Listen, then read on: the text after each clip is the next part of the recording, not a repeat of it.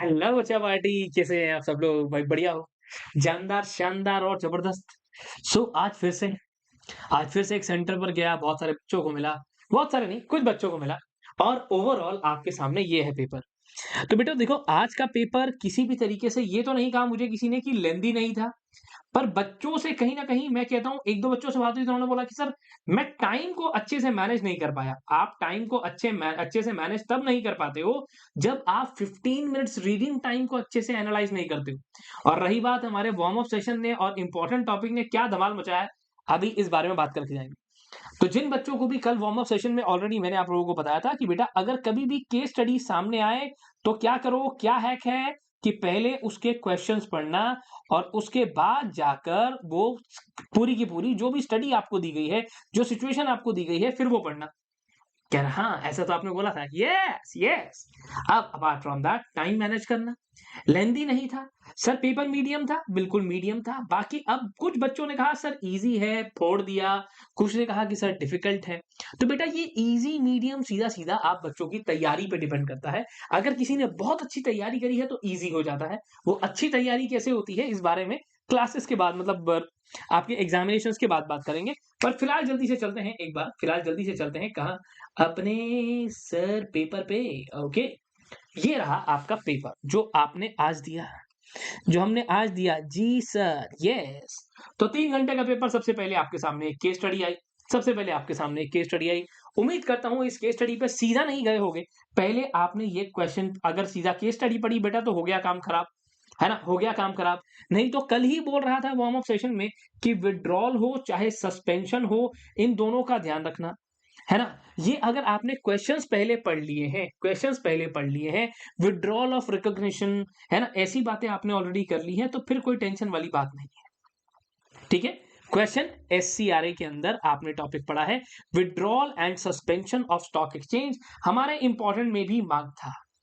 Important में भी mark था। जी हाँ, आपको कल ही ये बताया गया था, suspension and withdrawal of stock exchange. खैर एनीवेज आगे बढ़ते हैं। आगे बढ़ते हैं। फिर उसके बाद आपके सामने आता है बोर्ड कंपोजिशन को लेकर कुछ चीजें आपके सामने आती हैं। जैसे कि यहाँ पर इन्होंने एलओडीआर से रिलेटेड क्वेश्चन पूछा। हाँ, सर कि आपके पास पूरे तरीके से 12 डायरेक्टर्स हैं, जिनमें से 4 डायरेक्टर्स इंडिपेंडेंट हैं और आपके 3 कौन हैं? नॉमिनी डायरेक्टर्स हैं। तो बहुत सिंपल तरीके से अगर आपने इन डेप्थ स्टडी करी है, तो आसानी से इसका जवाब निकाल कर ला सकते थे। बट फिर से क्या कह रहा हूँ, पहले इस केस स्टडी को, दूसरी केस स्टडी हमेशा से बच्चों का कहना है कि दूसरी केस स्टडी जो है वो ईज़ी है पहले वाली से कंपैरेटिवली। ये हमेशा होता है।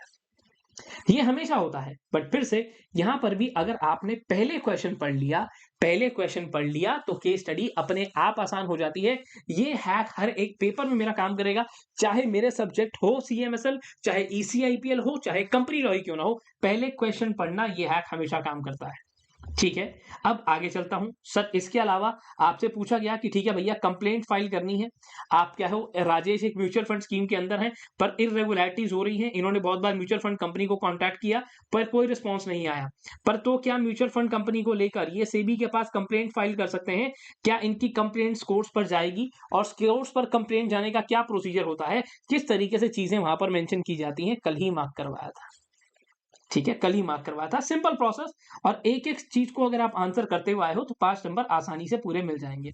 फिर क्रेडिट रेटिंग एजेंसीज़ इंटरमीडिएरी के अंदर कल मैं बोल भी रहा था कि कॉमन पॉइंट है, उन कॉमन पॉइंट्स पे अगर अच्छे से ध्यान दिया होगा तो यहाँ पर आप बहुत बार देखो, कुछ चीज़ें नहीं बनाई जा सकती बेटा, जैसे कि नेटवर्थ का होना। पर ये जनरल ऑब्लिगेशंस कल ही मैं वार्म अप सेशन में आपको बता रहा था कि अगर पॉइंट भूल भी जाओगे तो भी उसको आंसर कर सकते हो। कैसे आंसर कर सकते हो? अगर अगर अगर आप वहां पर maintaining books of accounts, appointment of compliance officer, following the SEBI regulations, ऐसे पॉइंट्स को लिख कर आ जाओ। कल ही वार्म अप सेशन वाला नोट नहीं दिखा सकता, वीडियो बड़ा हो जाएगा। अब इसके साथ साथ फिर ईटीएफ, एक्सचेंज ट्रेडेड फंड्स, ठीक है, पहले भी रिपीट हुआ है।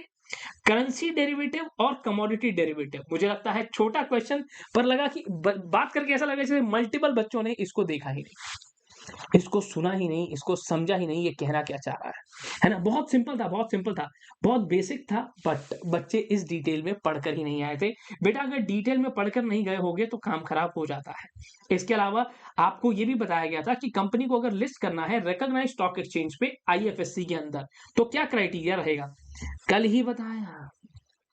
सर कल ही बताया कि आईएफएससी में जाओगे तो लिस्टिंग का ध्यान रखना, एलिजिबिलिटी का ध्यान रखना। यस, हो गया रिपीट। ये तो सिर्फ वार्म अप सेशन के बारे में हूँ, तो इसीलिए बोलता हूँ मेरा वार्म अप सेशन मिस ना किया कर। अच्छा, अब इसके साथ-साथ सर, इसके साथ-साथ इसके अलावा बीएससी एसएमई प्लेटफ़ॉर्म उसने आपसे पूछा कि भैया चलो ठीक है, आप एक नए सेबी कंसल्टेंट हो, ये कंपनी है, एक नई स्टार्टअप कंपनी आई है 2010 में कंपनीज़ एक्ट में आई थी। अब ये खुद को बीएससी एसएमई प्लेटफ़ॉर्म पर लिस्ट करना चाहते हैं, रिक्वायरमेंट बता दो। मुझे लगता है कि ठीक है, it was good, it was good, it was easy. अभी तक तो ठीक है, चीज़ें आसान थी, बट अगेन फिर से किस पे डिपेंड करता है कि बेटा ये सब डिपेंड करता है कि आपकी तैयारी कैसी रही है। अगर आपने टॉपिक पढ़ा था, फिर से यहाँ पर आपको मिल गया होगा। ठीक है, आसान चल रहा था। सर इसके अलावा अगले स्टेप पर चलते हैं बच्चों। तो पहले ही मुझे लगा कि टाइम मैनेजमेंट, फिर से बोल रहा हूँ, अगर पेपर को प्लान नहीं किया गया अच्छे से, तो गड़बड़ होने के चांसेस रहते हैं। फिर इन्होंने बोला कि सर पिछली बार ये ब्लॉक डील आया था, इस बार बच्चों को बल्क डील दे दो। बल्क डील दे दो। तो बल्क डील मुझे लगता है मैंने जितनों से बात करी भाई वो आसानी से बल्क डील को अटेम्प्ट कर पाए। देन फिर आया क्यूआईबी। ये तो भाई सीधा-सीधा क्वेश्चन था सर, कल के जेआईजीएल के पेपर की तरह नहीं था, the case study, the case study, नहीं, नहीं, नहीं। Paper was there, paper was medium, बीच-बीच में सीधे-सीधे क्वेश्चन्स भी पूछे गए थे सर। बहुत सारी चीज़ें उन्होंने सीधी-सीधी भी पूछ ली थी। हमारा बड़ा फ़ायदा भी करा दिया था। हाँ, हाँ, हमारा बड़ा फ़ायदा भी करा दिया था। ईज़िली अटेम्प्ट होने वाला था। अब इसके अलावा फिर वो लोग और आगे आए, उन्होंने बोला भाई डीमैट, रीमैट को बता दो। डीमैट क्या है? जब इलेक्ट्रॉनिक फॉर्मेट में जा रहे हो। रीमैट क्या है? जब फिजिकल फॉर्मेट जा रहे हो। बस, तो भैया एक बात बता दो, यही रीमैट करना है तो इसमें क्या प्रोसीजर को फॉलो करना है? मैं तो फिर से कह रहा हूँ, मैं तो पूरा क्वेश्चन अभी भी नहीं पढ़ रहा, आखिरी की लाइनें पढ़ रहा हूँ। पूरे क्वेश्चन को शुरू से नहीं, पहले नीचे का पढ़ोगे तो कॉन्फिडेंस भी नहीं डगमगाएगा और बढ़िया तरीके से कॉन्फिडेंस भी बना रहेगा। सर आपके वाले इम्पोर्टेंट में से पता नहीं कितना आता है, कितना नहीं। पता नहीं कितने टॉपिक मार्क कराऊँगा मैं भी, कितने नहीं। कोई बात नहीं, कोई बात नहीं। आपके पास एक स्टॉक एक्सचेंज है बेटा, जिसके ऊपर पेनल्टी लगी है और क्यों? क्योंकि वो बार-बार क्या करता है, एक कंपनी है सॉरी जेलवेल लिमिटेड, इस पे स्टॉक एक्सचेंज ने क्या करा है, पेनल्टी लगा दी है। अब इसको क्या करना है, अपील फाइल करनी है। स्टॉक एक्सचेंज के खिलाफ अपील कहाँ फाइल करते हो? सैट के पास। ये प्रोसीजर अगर अच्छे से पता है, अगर ये फंडा अच्छे से पता है, तो ये क्वेश्चन भी हुआ बढ़िया तरीके से पक्का। पक्का हुआ, यस, बढ़िया तरीके से हुआ पक्का। अब इसके अलावा थोड़ा-सा और आगे बढ़ता हूँ। ये क्या था? कल वाले सब फंडे थे। कह रहा अच्छा, अब ये ड्राफ्ट ऑफर डॉक्यूमेंट वाला जो फंडा है, returning of offer draft offer document, ये मेरे अकॉर्डिंग कल एक अमेंडमेंट हम लोग कवर कर रहे थे आईसीडीआर के अंदर, उसमें से होना चाहिए। उसमें से होना चाहिए? यस, यस, क्योंकि ये रीसबमिशन की बात उस लेटेस्ट आईसीडीआर अमेंडमेंट के अंदर की गई थी। अब थोड़ा-सा और आगे बढ़ते हैं sir.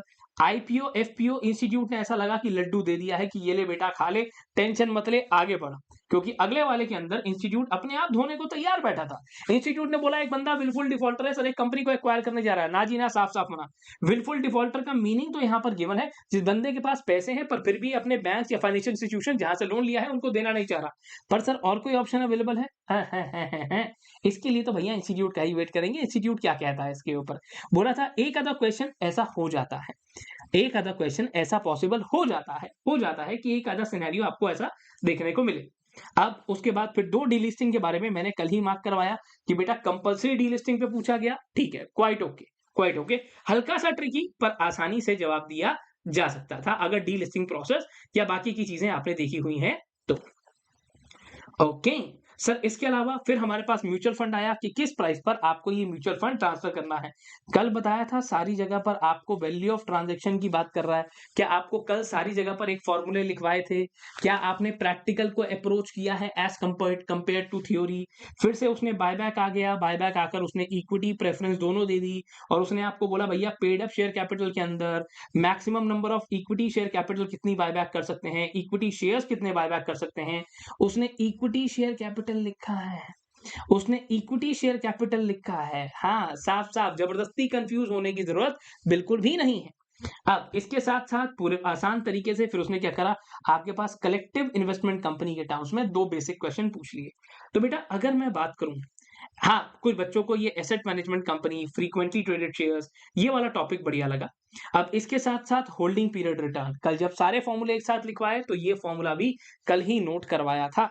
Apart from that sweat equity तो मैं बोल रहा था कि बहुत टाइम से इंस्टीट्यूट पूछ रहा है, हो सकता है इस बार ना पूछे, पर इंस्टीट्यूट ने फिर से पूछा, पर मुश्किल नहीं था, आसान क्वेश्चन था। कितना स्वेट इक्विटी, क्या प्राइसिंग और कितनी मैनेजरियल रेम्युनरेशन पे मैक्सिमम आप जा सकते हो। इसके साथ फिर हम और आगे बढ़े तो हमारे पास क्या आया कि सर आपको within 30 minutes of closure of the board meeting कौन-कौन सी ऐसी बातें हैं जो आपको वहां पर इंटीमेट करनी होती हैं। एलओडीआर के अंदर वैसे तो मैंने बोला था कि बहुत सारी चीजों का ध्यान रखना, पर प्रायर इंटीमेशन फिर से यहां पर आता है। अच्छा, मेरा एनसीएस फिर भी ब्लैंक रहा, बट ओवरऑल अगर मैं बात करूं बच्चों, ओवरऑल बात करूं, इट वाज मीडियम। अगर it was medium, it was medium, it was okay. अगर आप सोच रहे हो बिल्कुल केस स्टडी नहीं आएगी, तो केस स्टडी बेटा हमेशा आती थी, हमेशा आती है और हमेशा आएगी। क्या करना है, केस स्टडी के अंदर हैक को इस्तेमाल करना है। और अभी पेपर, मैं उम्मीद करता हूं पेपर बहुत सारे बच्चों का अच्छा ही हुआ है, अच्छा ही हुआ है, बट फिर भी अभी ये पेपर जैसा भी हुआ, इसको जाने दो, इसको करो टाटा बाय बाय और अगले की तैयारी करो। ठीक है, इस पेपर के बारे में ज्यादा नहीं सोचना, इसको सोच सोच के काम खराब नहीं करना है। मिलेंगे इसके बाद सीधा सीधा अब ECIPL में, इसके वार्म अप सेशन को अटेंड करना मत भूलना। मिलेंगे कब, मिलेंगे कब, ट्यूसडे शाम 8 बजे। ट्यूसडे नहीं, sorry sorry sorry, Monday Monday अरे कल की तो बात कर रहा हूँ, कल कल कल मंडे मंडे मंडे मंडे शाम को 8 बजे। ठीक है, यूट्यूब चैनल पर होगा, मिस मत करना, इंपॉर्टेंट ही बताता हूँ कुछ। चलो भाई, all the best to you guys, best of luck, bye.